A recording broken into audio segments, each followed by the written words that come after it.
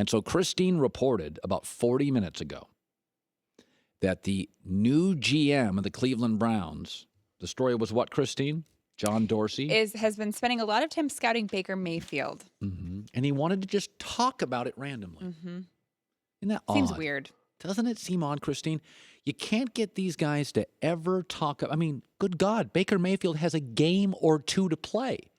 And the John Dorsey is just willing to talk about Baker Mayfield. Why would that be? His season isn't even over.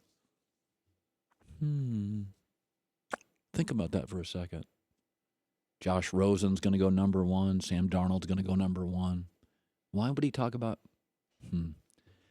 Because Dorsey suspects that one or both of the California kids do not want to go to Cleveland and play for the most chaotic, dysfunctional organization in sports, and that if he sells to his fan base in Cleveland, we really like this Baker Mayfield kid.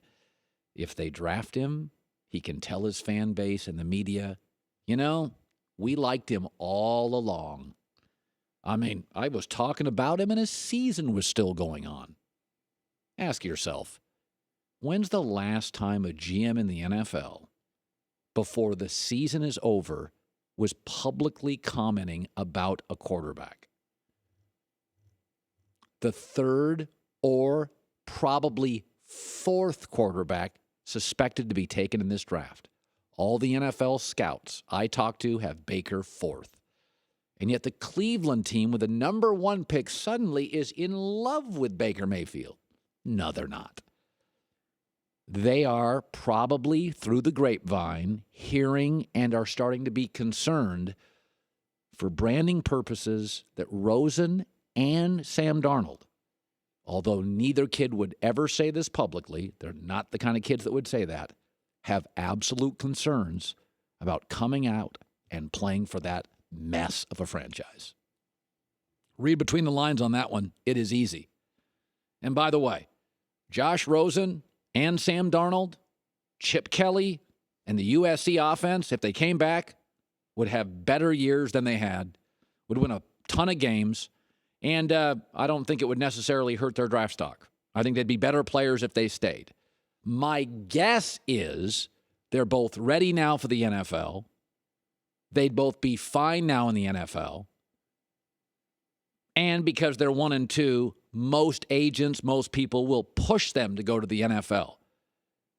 In fact, I think if the number one pick in this NFL draft was the New York Giants, was the New England Patriots and Belichick, was the Pittsburgh Steelers, was Sean Payton and the Saints, was quarterback whisperer Bruce Arians, was Pete Carroll. If the number one pick in the draft was a formidable organization, a respected, high-end, maybe Hall of Fame level head coach,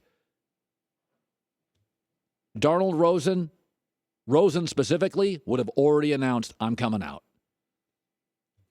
This Baker Mayfield talk by the Cleveland GM, don't kid yourself. Little preemptive strike.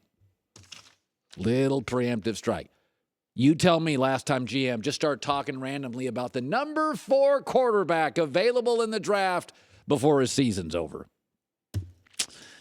Ain't going to throw that 74-mile-an-hour fastball past me, Goulet. Even veteran newsman John Goulet knows I may not be a big-time journalist all the time, but I can sniff. I can sniff when things are suspicious. Hi, everybody, and thanks for watching. We want you to subscribe here, to get the latest from the show.